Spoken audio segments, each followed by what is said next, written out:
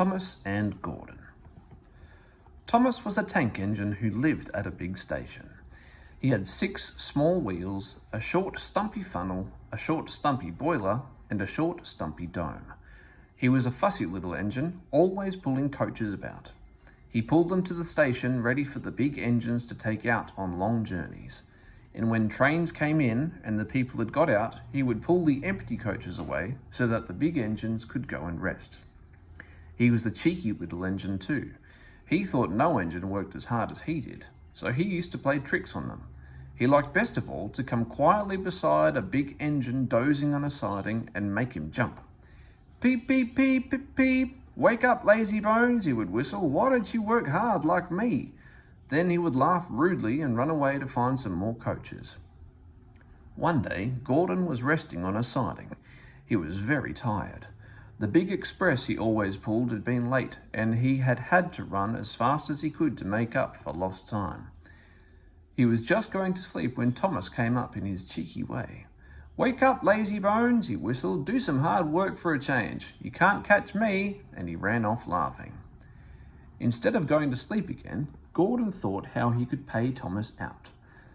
One morning, Thomas wouldn't wake up. His driver and fireman couldn't make him start. His fire went out and there was not enough steam. It was nearly time for the express. The people were waiting, but the coaches weren't ready. At last, Thomas started. Oh dear, he yawned. Come on, said the coaches. Hurry up. Thomas gave them a rude bump and started for the station. Don't stop dawdling, he grumbled. Where have you been? Asked the coaches crossly. Thomas fussed into the station where Gordon was waiting. Poop, poop, poop, hurry up you, said Gordon crossly. Peep, peep, peep, hurry yourself, said cheeky Thomas. Yes, said Gordon, I will. And almost before the coaches had stopped moving, Gordon came out of his siding and was coupled to the train.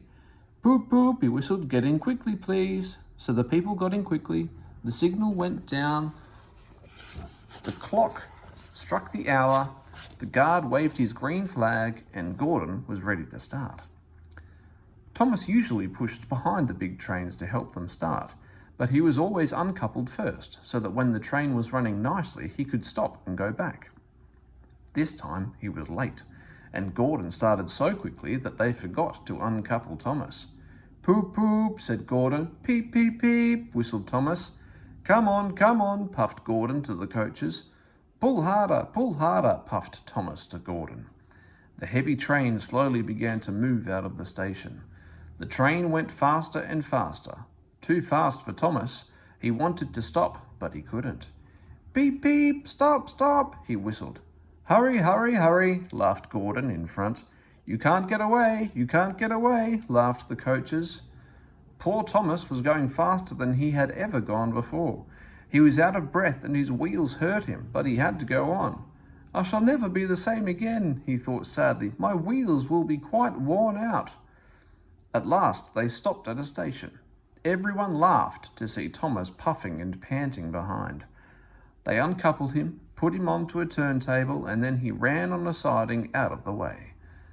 Well, little Thomas, chuckled Gordon as he passed, now you know what hard work means, don't you? Poor Thomas couldn't answer. He had no breath. He just puffed slowly away to rest and had a long, long drink.